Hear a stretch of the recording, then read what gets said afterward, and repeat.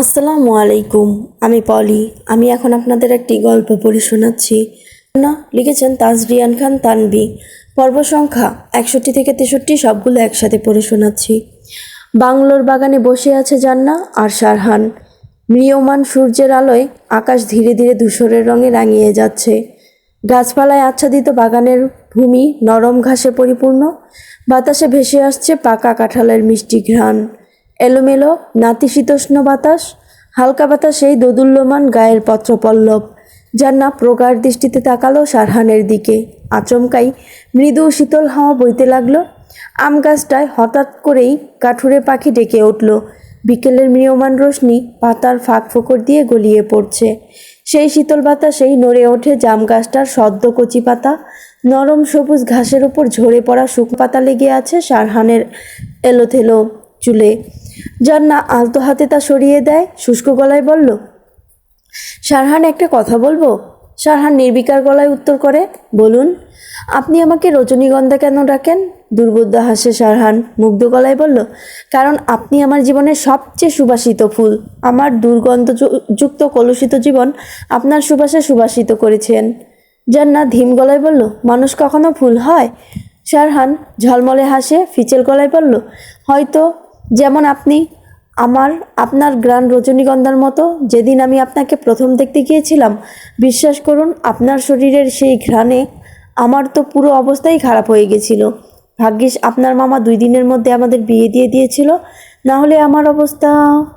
শারহানের কথা শেষ হওয়ার আগেই জান্নাত অধৈর্য হয়ে শারহানের গলা চেপে ধরতেই ঘাসের উপর ঢলে পড়ে শারহান। তার উপর উপুর হয়ে তার গলা ধরে রেখেছে জান্নাত। অসহিঞ্চু গলায় বলল, অসভ্য লোক। ফুরফুরে হাসে শারহান, সংক্ষিপ্ত স্বরে বলল, আরে আরে রজনীগন্ধা, কি করছেন? মরে যাব তো। মেরে ফেলবো আপনাকে। শারহান গলা থেকে জান্নাতের হাত সরাতেই জান্নাত পুরোদন্তুর ঝুঁকে পড়ে শারহানের উপর। জান্নাতের অধর গিয়ে ঠেকে শারহানের গলায়। নরম গলায় শারহান বলল, আমাকে মারতে পারবেন আপনি? জান্নাত মেকি হিংস্রতা দেখিয়ে বলল, পারবো পারবো। তাই না? জান্নাতকে কিছু বোঝার সময় না দিয়ে তাকে নিচে শুইয়ে তার উপর নিজেকে ছেড়ে দেয় শারহান। নেশার্ত চোখে তাকিয়ে আছে শারহান। নিরাগ পরিবেশে পবনের আন্দোলন শুরু হয়। তাদের উপরে থাকা কদম গাছটার কদমের মুকুল দেখা যাচ্ছে। শারহানের নেশা ভরা চাহনি ফাঁকি দিয়ে জান্নাত সেদিকেই তাকায়। মোহিত শারহান একের পর এক চুমু খেতে থাকে জান্নাতের ললাট, কপাল, চোখ আর গলাতে। জান্নাতের শ্বাস ভারী হতে থাকে। হালকা বাতাসে উড়ছে শারহানের এলোথেলো চুল। জান্নাত ভ্যালভ্যাল দৃষ্টিতে শারহানের কর্মকাণ্ড দেখে তার পুরুষালী স্পর্শের অদ্ভুত মাদকতায় ক্রমশ আচ্ছন্ন হতে থাকে জান্নাত। সলজ্জ চোখ দুটো আদুরে মায়ায় বুজে নেয়। জান্নাত চকিত হয়ে তার অধরে বেচার স্পর্শে শারহানের অধরের গভীরতায় ধীরে ধীরে বিবশ হয়ে আসছে জান্নাত। তার চোখে মুখে শারহানের উষ্ণ নিঃশ্বাসের ছন্দপতন হতে লাগলো। আচমকা শারহানের বুকে ধাক্কা মারে জান্নাত। শারহান হেলে পড়ে ঘাসের উপর। স্মিত হাস্য অদরে তাকায় জান্নাতের দিকে। জান্নাত ঘন নিঃশ্বাস ফেলে বলল, সরুন এখান থেকে, দম বন্ধ হয়ে আসছিল আমার। শারহান ফচকে হাসে। আকাশে মেঘের ঘনঘটা শুরু হয়। কালো মেঘ জমাট বাঁধতে শুরু করে। বাতাসের তোড় বাড়তে থাকে, সাথে শীতল পরশ। আশেপাশে শুকনো পাতা এসে পড়ে তাদের গায়ে। জান্নাত ব্যস্ততা নিয়ে বলল, ঘরে চলুন, বৃষ্টি আসবে। শারহান মৃদু গলায় বলল, আপনি যান, আমি আসছি। জান্নাত চোখ রাঙিয়ে বলল, একদম ভিজবেন না আপনি। শারহান চোখ বন্ধ করে মাথা ঝাঁকিয়ে সম্মতি দেয়। চঞ্চল পায়ে কেচি গেট খুলে ঘরে ঢুকে জান্নাত। এখান থেকে সরাসরি তাদের বেডরুমে যাওয়া যায়। আকাশ ধীরে ধীরে কালো হতে থাকে। শারহান ঘাসের উপর গায়ে এলিয়ে দেয়। মাথার নিচে 2 হাত দিয়ে ওই মেঘ ভরা আকাশের দিকে তাকিয়ে আক্ষেপ করে, তার জীবনটা এমন না হলেও পারত। ওই রৌদ্রোজ্জ্বল নির্মেঘ আকাশের মতো হলেও পারত। ঝলমলে স্বচ্ছ আকাশের চাঁদ হয়ে তার রজনীগন্ধা থাকলেও পারত। তবে কেন তার জীবনটা আঁধার ঘেরা আকাশ হয়ে গেল? তটস্থ হয়ে পায়চারি করছে রাফাত। কল করতে করতে ক্লান্ত সে। কোনোভাবেই জান্নাতের সাথে কন্ট্যাক্ট করা যাচ্ছে না। রাগে ধপধপ করছে তার মস্তিষ্কের শিরা।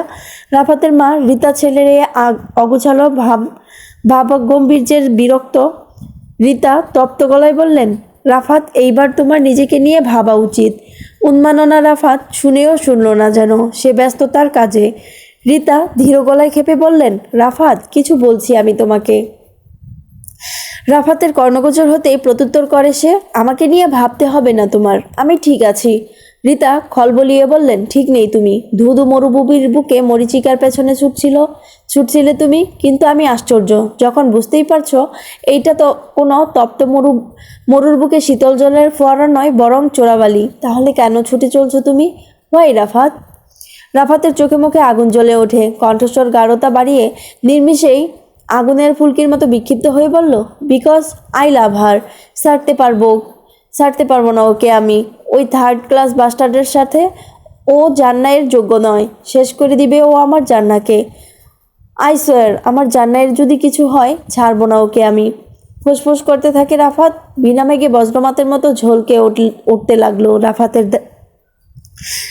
রাফাতের শান্ত দেহ, শান্ত সুধীর রাফাত মুহূর্তেই যেন তার হিতাহিত জ্ঞান শূন্য হয়ে গেল। রিতা আকাশসম বিষয় নিয়ে অতলান্তিক মায়ায় চেয়ে রইলেন। এ কোন রাফাতকে আবিষ্কার করলেন তিনি? দমদমে পা ফেলে বেরিয়ে যেতেই রিতা প্রশ্ন করে, কোথায় যাচ্ছ তুমি? রাফাত ভারী গলায় দৃঢ় হয় বলল, ইতিশামের কাছে, ও নিশ্চয়ই জানবে জান্নাত কোথায় আছে। নিশুতি রাতের মায়ায় মেঘাচ্ছন্ন পরিবেশ, নিকষ কালো আকাশে উকি দিচ্ছে এক ফালি চাঁদ, ঝিমঝিম করে ঝরছে শ্রাবণের ধারা, উষ্ণ আবহাওয়া হাওয়ায় মিলিয়ে সেখানে জায়গা করে নিয়েছে শীতল হাওয়া, চারদিকে ঝুমঝুম বৃষ্টির ছন্দে মুখরিত কালো আধার। আধ ভেজা হয়ে ঘরে ঢুকে সারহান, মাথার চুল আর শরীরের আধ অংশ ভিজে আছে, কোনো রকমে নিজেকে সামলে লম্বা লম্বা পা ফেলে বেডরুমে চলে যায়। জানালার পাশে স্থির হয়ে দাঁড়িয়ে আছে জান্না, ভেজাল ল্যাপটানো শার্টের বোতাম আনলক করতে করতে চোখ পড়ে জান্নায়ের দিকে। বদ্ধ দৃষ্টিতে জান্নাত তাকিয়ে আছে জানালার ফাঁক গলিয়ে। রিনিঝিনি বৃষ্টিতে এতটা আচ্ছন্ন জান্নাত টের পায়নি সারহানের উপস্থিতি। দু চোখের অক্ষিপুট মেলে সরব দৃষ্টি জান্নায়ের, যেন এক বিন্দু বৃষ্টিও তার দৃষ্টিকে ফাঁকি দিয়ে ভূমি না ছুঁয়ে ফেলে। বাংলোর পেছনের দিকের রুম দুটোর বারান্দার টিনের চাল বেছানো, যাতে করে সেখানে দাঁড়িয়ে গ্রামের মতো টিনের চালের উপর পড়ন্ত সেই বৃষ্টির মাদক ছন্দ শব্দ শুনতে পাওয়া যায়। এখান থেকে তা শোনা যায় না। এখান থেকে দেখা যায় বাংলোর পেছন দিকের গাছপালা শিশির করে জানালা দিয়ে পবনের আন্দোলন শুরু হয়েছে। জান্নাইয়ের চোখে মুখে অদ্ভুত মোহ। ডান হাতের তর্জনী দিয়ে গ্রিল ঘষে তার শীতল জল এনে অদর অবগাহন করায়। একটা ধমকা হাওয়া আসতেই ঘাড় ঘুরায় জান্না। চকিতে দেখে তাকে নিবিড়ভাবে দেখছে সারহান। জান্না প্রসন্ন হাসে, চোখে একরাশ উচ্ছ্বাস নিয়ে এগিয়ে আসে সারহানের দিকে। খুশি খুশি গলায় বলল, কোথায় ছিলেন? সারহান চোখে এসে নরম গলায় বলল, কাঁদছিল। জান্না গভীর চাহনিতে আবদ্ধ করে সারহানকে, খুশখুশি গলায় প্রশ্ন ছুড়ে, ভিজলেন কেন আপনি? সারহান অদর কোণে আলতো হেসে মোলায়েম গলায় বলল, ইচ্ছে করে ভিজিনি রজনীগন্ধা। জান্না মেকি রাগ দেখিয়ে বলল, আজকাল অনিচ্ছায়ও ভিজতে হয় আপনার? সারহান দীপ্ত হাসে, জিজ্ঞাসু গলায় বলল, খেয়েছেন? জান্না ক্ষীণ গলায় বলল, তাহলে জেগে আছেন কেন? শুয়ে পড়ুন।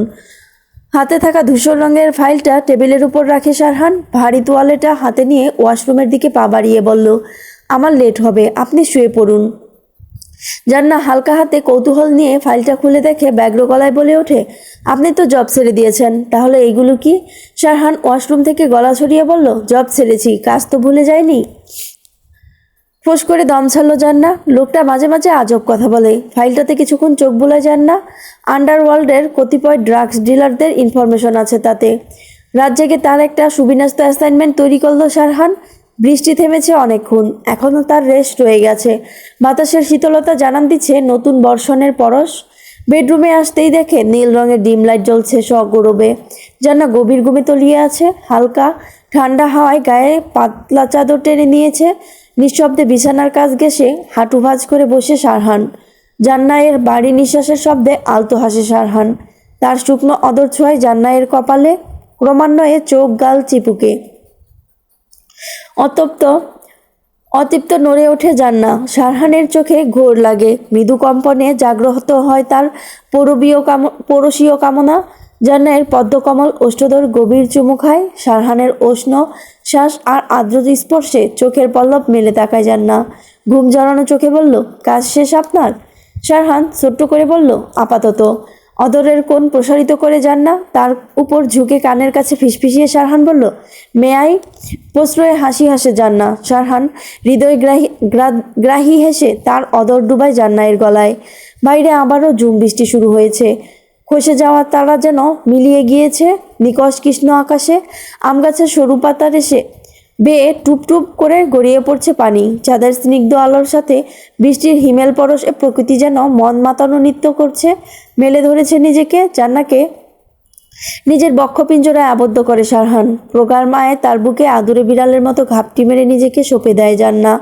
একে অপরের ভালোবাসায় বর্ষণ স্নাতরাতে অবগাহনে ব্যস্ত হয় প্রেমে মগ্ন দুই নরনারী। সকালের এক পশলা হলদে নরম রোদ এসে ঝলমলিয়ে দেয় রান্নাঘরের কাচের ক্যাবিনেটে। সারা রাতের বৃষ্টিতে প্রকৃতি যেন তার প্রাণ ফিরে পেয়েছে। বাংলোর পেছনের দিকটার নরম মাটি যেন আরও নরম হয়ে ধরণীতে জানান দিচ্ছে তার কমলতা। রান্নাঘরের পাশ ঘেঁষে হুঙ্কার দিয়ে ওঠা কদম গাছটার পাতায় রোদের আলোয় পড়ায় তা ঝিকমিক করছে। চুলার উবলানো চায়ের জন্য দেওয়া পানিতে চা পাতা দিয়ে হালকা নেড়ে চুলার আঁচ কমিয়ে দেয় জান্না। রান্নাঘরের জানালা দিয়ে আসা সতেজ স্নিগ্ধ বাতাসে কেঁপে ওঠে সে। সদ্য স্নান করে বেরিয়েছে জান্না। তার কোমর পর্যন্ত ছড়ানো রেশম চুল দিয়ে পানি পড়ছে। রান্নাঘর থেকে বেরিয়ে ছোট ছোট পায়ে বেডরুমে আসে জান্না। শারহান অঘুরে ঘুমোচ্ছে। ঘড়ির কাঁটায় তখন সকাল 8টা। উপুর হয়ে শুয়ে থাকা শারহান তার মুখ গুজে রেখেছে বালিশের মধ্যে।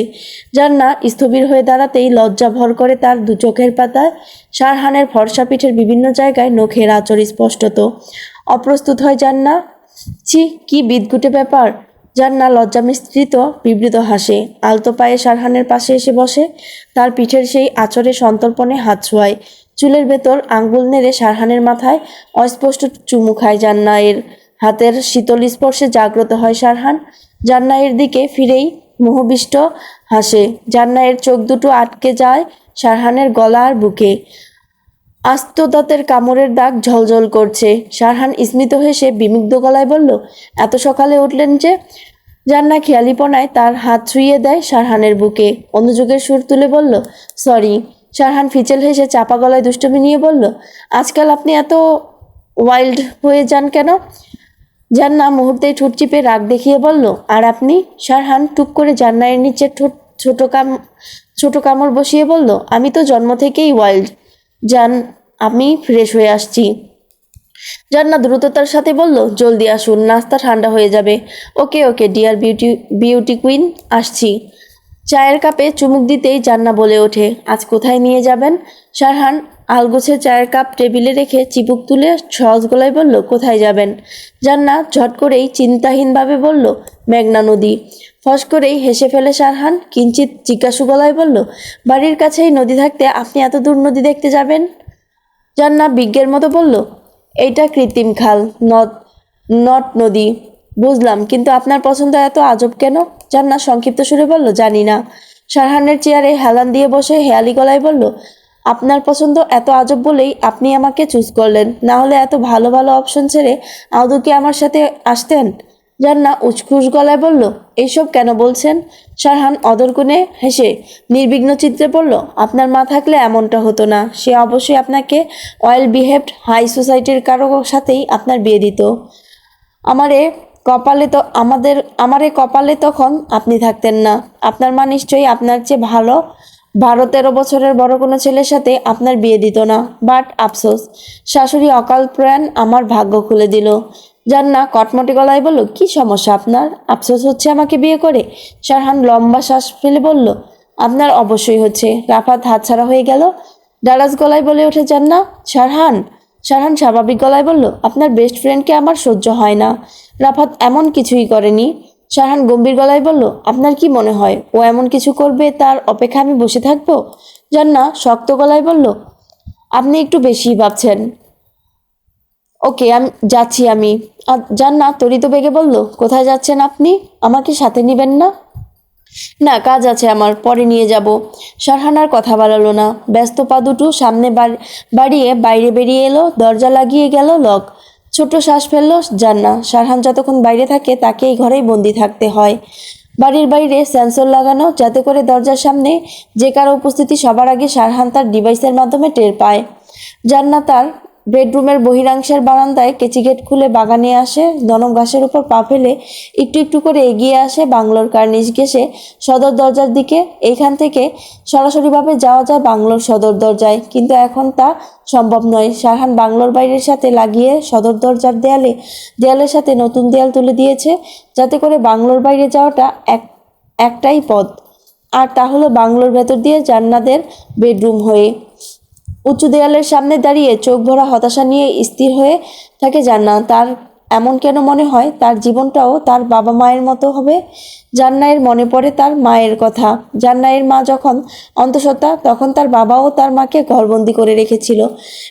মৃণালিনী ড্রাগ এডিক্টেড ছিল বেসামাল, বেপরোয়া। তাই নিঃসন্তানের নিরাপত্তার জন্য জাফিন বাধ্য হয়েছে এমনটা করতে। কিন্তু জান্নাত তা নয়। সে তার নিজের চাইতে তার প্রাণকে বেশি ভালোবাসে। ঠিক তেমনভাবে তার সন্তানকেও সে চায় তার প্রাণের ভালোবাসার অংশ তাদের কুল জুড়ে আসুক। সে বাঁচতে চায় 1000 বছর তার প্রাণের সাথে এই পৃথিবীতে। কিন্তু জান্নাতের ভয় হয়, তার মনে হয় তার জীবনটাও তার বাবা মায়ের মতো হবে।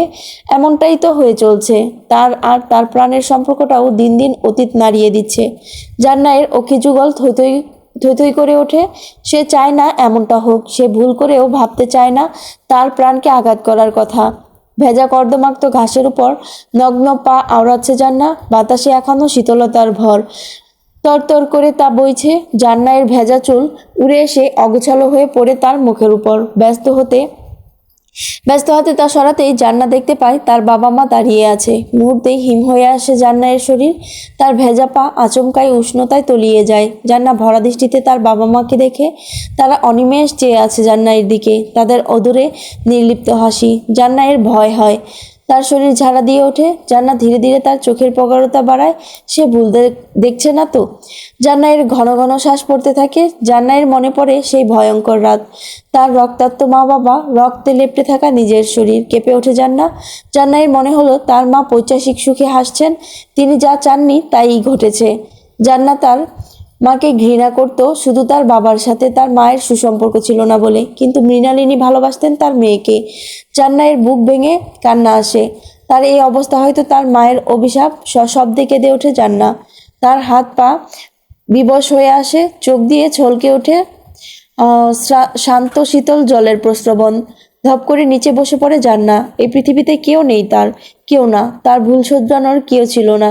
যদি থাকতো তাহলে সে এই ভুল কখনো করতো না, কখনো না। সমান তালে কাঁদতে থাকে জান্নাত। ভেজা মাটিতে তার শরীরের নিচের অংশ মেখে যায়। তার চুলের আগা দোল খেলতে থাকে কাদা জলে। ঘোলা চোখে অস্পষ্ট দেখতে পায় জান্নাত তার বেস্ট বাবাকে। একটু একটু করে এগিয়ে আসছে তার কাছে। হাঁটু গেড়ে বসে জাফিন।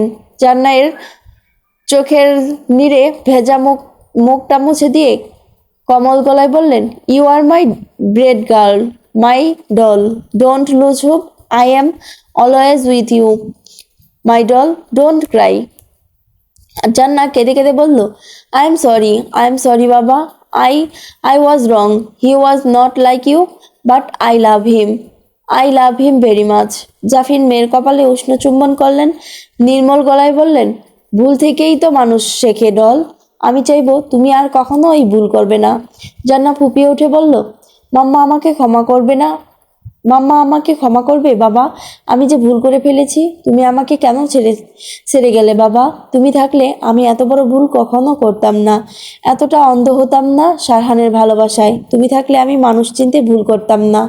জান্নাত উদ্ভ্রান্তের মতো কাঁদতে থাকে। জাফিন সন্তর্পণে মেয়ের মাথায় হাত বুলিয়ে বললেন, ভাগ্য তো নির্ধারিত ঢল, তাতে আমাদের কারো হাত নেই। আল্লাহর লিখন সংবিধান তো কেউ বদলাতে পারে না, তুমিও না, আমিও না। এখন আমি কি করব বাবা? ধৈর্য ধরো, ধৈর্যের ফল সুমিষ্ট হয়। আর আমার পাপ, আমি যে পাপ করেছি তার কি হবে বাবা? আমার সন্তান যে আমার পাপের সাজা পেল। জাফিন আলতো হাতে মেয়ের মাথাটা বুকের সাথে স্পর্শ করালেন। পরম মমতায় জড়িয়ে নিলেন, অতলান্তিক মায়ায়। চকিতে জান্নাত অনুভব করলো সেই মমতার হাত ধীরে ধীরে লীন হয়ে যাচ্ছে।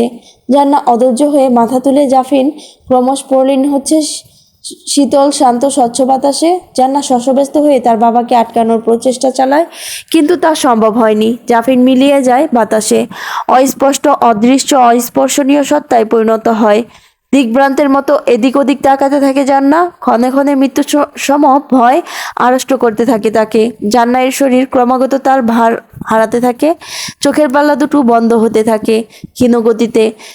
নিশ্চেতন হওয়ার আগ পর্যন্ত জান্নাত দেখতে পায় তার মা দু হাত বাড়িয়ে রেখেছে তার দিকে। ঢুলে পড়ে জান্নাত সেই বৃষ্টি ভেজা নরম ভূমি গর্ভে। রৌদ্র ঝলমলে দিন, তেজি সূর্য ক্রমশ তার পূর্বের রূপে ফিরে যাচ্ছে। ভেজা রাস্তার স্যাঁতসেঁতে আবরণ শুকিয়ে সেখানে জায়গা করে নিচ্ছে প্রভাকরের তপ্ত লাভা। এসির নিচে বসেও স্বস্তি মিলছে না রাফাতের। তার মন মস্তিষ্ক দুটোই ঘোড়দৌড়ের মতো ছুটছে। ক্লান্ত শ্রান্ত তার সমান্তরাল কপালে চিন্তার ভাঁজ, মুখ জুড়ে এলোমেলো অঙ্গভঙ্গি, চোখে অগ্নিলাভা, ব্যাধিব্যস্ত হাতে নাড়াচাড়া। ইতিশাম পূর্ণ দৃষ্টি ক্ষেপণ করলো, হালকা গলায় উৎসুক হয়ে বলল, এনিথিং রং? অদর ছড়িয়ে শ্বাস নিল রাফাত। কপালের ঘামটা মুছে সোজা চেয়ে রইল ইতিশামের দিকে। মস্তিষ্কের জাগ্রত চিন্তাগুলো ক্রমশ তরতর করে সারা মস্তিষ্কে ছড়িয়ে পড়তে লাগলো। নিদারুণ যন্ত্রণায় বিষিয়ে উঠল রাফাত। এই যন্ত্রণা শেষ হওয়া প্রয়োজন। মুখ খুলল রাফাত, সশব্দে বলল, জান্নাতের খোঁজ জানো?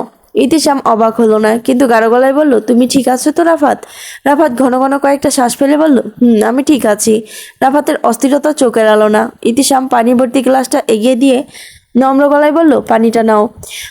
গলায় প্রশ্রবণ হচ্ছে রাফাতের। পানিটা পান করে একটু ধাতস্থ হয়ে বুক ভরে লম্বা শ্বাস নেয় রাফাত। কিছুক্ষণ সময় নিয়ে বলল, আমি কাল রাতে এসেছিলাম তোমার কাছে, কিন্তু তুমি ক্যাবিনে ছিলে না। তোমার অ্যাসিস্ট্যান্ট বলল বাসায় চলে গেছো। ইতিশাম মৃদু হাসলো, সরস গলায় বলল, তুমি ঠিক নেই রাফাত, শান্ত হও। রাফাত বিচলিত গলায় বলল, তুমি প্লিজ আমাকে জান্নাতের ঠিকানাটা বলো। গত 1 মাস ধরে ওর সাথে আমি যোগাযোগ করতে পারছি না। ওর নাম্বারও বন্ধ। আমি শারহানের ফ্ল্যাটেও গিয়েছি, কোথাও নেই ওরা। তুমি প্লিজ বলবে কোথায় আছে জান্নাত? ও ঠিক আছে তো? ইতিশাম দুর্বোধ্য হাসলো।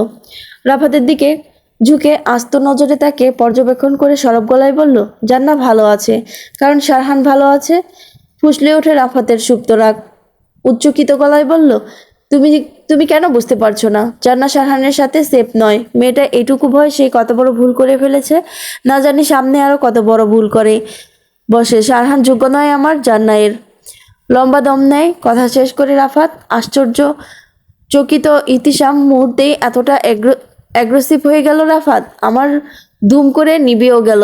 ইতিশাম ছোট দম ফেলে অনুরুক্তির সুরে বলল, শারহান জান্নাতকে ভালোবাসে রাফাত, ডোন্ট ওয়ারি, ও ভালো থাকবে। পৈচাসিক হাসে রাফাত, চোখে তাচ্ছিল্য নিয়ে উপহাস করে বলল, ভালোবাসে? যে পুরুষ নিজের স্ত্রী থাকতেও পরকীয়ায় লিপ্ত থাকে সে কখনো কাউকে ভালোবাসতে পারে না। ইতিশাম দীর্ঘশ্বাস ফেলল, নমনীয় গলায় বলল, তুমি ভুল ভাবছ। রাফাত সবাইকে দ্বিতীয় সুযোগ দেওয়া উচিত, যদি মন থেকে সে অনুতপ্ত হয়। আর শারহান আলবত পাওয়া উচিত। ওর এই জীবনের জন্য ও একা দায়ী নয়। বাট ইতিশাম, আমাকে বলতে দাও। আমি মানছি শারহান ভুল করেছে, ভুলের শাস্তিও পেয়েছে সে। এখন সে নতুন করে জান্নাতকে নিয়ে বাঁচতে চায়। আমি ওকে সেই সুযোগ দিয়েছি, জান্নাত নিজে সেই সুযোগ দিয়েছে শারহানকে। রাফাত উদ্দোলিত গলায় বলল, কারণ জান্নাত এখনও অবুঝ, ও বুঝতেই পারছে না কি হচ্ছে ওর সাথে। ছোটবেলা থেকে চিনি ওকে আমি, কাউকে কিছু বলে না, নীরবে সব সহ্য করে নেয়। ওর ভেতরের চাপা কষ্ট বোঝার কেউ নেই, শারহানও নয়। তপ্ত নিঃশ্বাস ফেলে ইতিশাম। তার পুরো ভ্রুজোড়া কুঁচকে আসে, নিচের ঠোঁটটা কামড়ে ধরে চোয়াল শক্ত করে উষ্ণ গলায় বলল, আমি মানছি তোমার কথা, কিন্তু শারহান সত্যিই জান্নাতকে ভালোবাসে। খলবলিয়ে ওঠে রাফাত, বলল, তাহলে গায়েব কেন হয়ে গেল ও? কোথায় সে? আমি একবার জান্নাতের সাথে কথা বলতে চাই। আমার জান্নাতকে ধীরে ধীরে শেষ করে দিচ্ছে Sharhan. I don't believe him. একটা বাস্ট। ইতিশাম অসহিঞ্চু গলায় বলে ওঠে, মাইন্ড ইউ ল্যাঙ্গুয়েজ। তোমার রাগের কারণে তুমি এ ধরনের ধারণা পোষণ করতে পারো না শারহান সম্পর্কে। ওকে, তাহলে বলল কোথায় আছে সে? ইতিশাম স্বাভাবিক গলায় বলল, আমি জানি না। শাইকের সাথে কথা বলেও লাভ হয়নি। ও বলেছে ও জানে না, আর আমার মনেও হয় না জানলে বলবে না। রাফাত চোখের পাতা প্রশস্ত করে উদ্বিগ্ন গলায় বলল, তাহলে কোথায় পাবো আমি জান্নাতকে? অপেক্ষা। রাফাতের চোখের চাহনি গাঢ় হতে লাগলো। তার কেন মনে হলো ইতিশাম কিছু লুকাচ্ছে। কি লুকোচ্ছে? চারপাশে মৃদুমন্দ হিমেল বাতাসে আজকের বিকেলটা অন্য বিকেল থেকে আলাদা। জ্যৈষ্ঠ মাসের প্রভাকরের প্রখর রশ্মি জানান দেয় এই তো মধুমাস। বাগানে দোলনায় বসে আছে সারহান, নিরঙ্কুশ ভেবে চলা অতীত হাতড়ে খুঁজে চলছে বর্তমানের ছোঁয়া। মোবাইলের রিং অনবরত বেজে যাচ্ছে। অনিচ্ছা সত্ত্বেও রিসিভ করলো সারহান। মোলায়েম গলায় প্রশ্ন করলো, কেমন আছো শাইক? এপাশ থেকে শীতল শ্বাস ফেললো শাইক। নির্মল গলায় প্রত্যুক্তি করে বলল, ভালো আছি স্যার, আপনি কেমন আছেন? সারহান হেয়ালি গলায় হতাশ শ্বাস ফেলে বলল, ভালো। কি মনে করে কল করলে? শাইক চুপ করে রইল। আচমকা বলে ওঠে, ভাবিজান কেমন আছেন? সশব্দে হেসে ওঠে সারহান, অনেকটা অবিশ্বাস নিয়ে বলল, ধোকা দেওয়ার জন্য তুমিই বাকি ছিলে? মুহূর্তেই ধপ করে ওঠে শাইকের হৃদয়টা। নিভে গেল তার গলার ক্ষীণ স্বর। আমতা আমতা করে আধ ভাঙা গলায় বলল, আমি। মলিন হাসলো সারহান, বাধাহীন সুরে বলল, জান্নাকে তুমি থামাতে পারতে ইচ্ছে করলে। তপ্ত নিঃশ্বাস ফেলল শাইক। তার বুকটা ভার হয়ে এলো অপরাধ বোধে। অনুযোগের সুরে বলল, আমি আসলে স্যার, জান্না তোমাকে ভাই বলে ডেকেছে। অন্তত সেই কারণেই তাকে থামাতে পারতে। আমার অন্যায়ের শাস্তি সে কেন পাবে? ত্রস্ত গলায় বলে ওঠে শাইক, বিশ্বাস করুন স্যার, জান্নাত তেমন মেয়েই নয়। কি থেকে কি হয়ে গেল আমি। সারহান একটা লম্বা শ্বাস নিয়ে প্রসঙ্গ পাল্টে বলল, তোমার মা কেমন আছে? শাইক ক্ষণকাল চুপ থেকে শক্ত শঙ্কামুক্ত হয়ে বলল, ভালো। মা ভালো আছে স্যার। জান্না কেমন আছে? অদর করে হাসলো সারহান। তার সবচেয়ে বিশ্বস্ত লোক তার সাথে থেকে এত বড় একটা খেলা খেললো, তার কিছুই সে বুঝতে পারল না। সাবলীল গলায় বলল, জান্না ভালো আছে। শ্বাস নিল শাইক, হাসলো সারহান। শাইক ব্যগ্র হয়ে আবার প্রশ্ন করে, আপনি কেন নিজেকে আড়াল করেছেন স্যার? সারহান শঙ্কিত গলায় বলল, আমার অতীত যে আমায় ছাড়ছে না শাইক। কিন্তু স্যার, জান্না তো সব জানে, আপনাকে কিছু লুকাতে হবে না। নিজের জীবনের উপর বিদ্রুপাত্মক হাসলো সারহান। থমথমে গলায় বলল, এখনো সব জানা হয়নি শাইক। জানি না আমার সেই অতীত আদৌ আমার রজনীগন্ধা মেনে নিবে কিনা। শাইক অবগত নেই সেই মেহনাজ সম্পর্কে। হয়তো শাইক জানলে অনেক আগেই জান্নাইয়ের সামনে চলে আসতো। এই সত্য চট করেই অদ্ভুত কথা বলে ফেললো শাইক। এজন্যই আপনি জান্নাকে সবার কাছ থেকে আড়াল করে রেখেছেন? নিজের কথায় নিজের জিভ কাটে শাইক। বৃহৎ যোগ গিলে মিনমিনে গলায় আবার বলল, আসলে স্যার। অত্যন্ত স্বাভাবিক গলায় বলল সারহান, ঠিক বলেছ তুমি, তাকে আমি কোনো কিছুর বিনিময়ে হারাতে পারবো না। দুই পাশে নীরবতার বাতাস বইতে লাগলো। মৌনতা কাটিয়ে শাইক বলল, ইতিশাম স্যার পাগল পাগল হয়ে খুঁজছে আপনাকে। আমাকেও 12 কয়েক আপনার কথা জিজ্ঞেস করেছিল। আমি বলেছি আপনার সাথে আমার কন্ট্যাক্ট নেই। স্মিত হাসলো সারহান, খসখসে গলায় বলল, তোমার কি মনে হয় ইতিশাম আদৌ তোমার কথা বিশ্বাস করেছে? খলখল করে হেসে ওঠে শাইক, রসালো গলায় বলল, আমি আপনার একমাত্র অনুজ্ঞাবহ সহচর স্যার।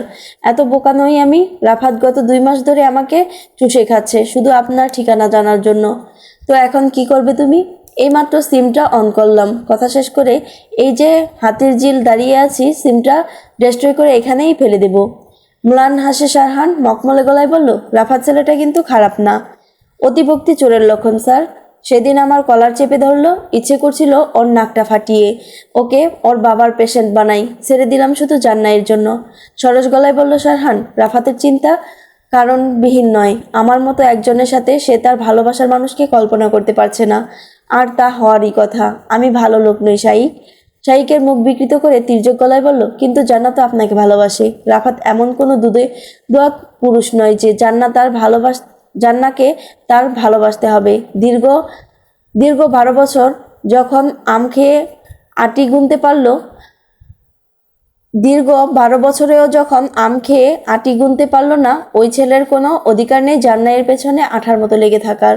সারহান নির্লিপ্ত হাসে। শাইক আগ্রহী হয়ে বলল, একটা কথা বলবো স্যার? আমার মনে হয় আপনার জান্নাকে সব বলে দেওয়া উচিত। ও যেহেতু সব মেনে নিয়েছে, ও নিশ্চয়ই আপনাকে বুঝবে। আর আমার বিশ্বাস আমার স্যার জেনে বুঝে কখনো কোনো ভুল করবে না। সারহান দীপ্ত গলায় বলে ওঠে, মানুষ মাত্রই ভুল শাইক। এখনো সময় হয়নি তার সবটা জানার।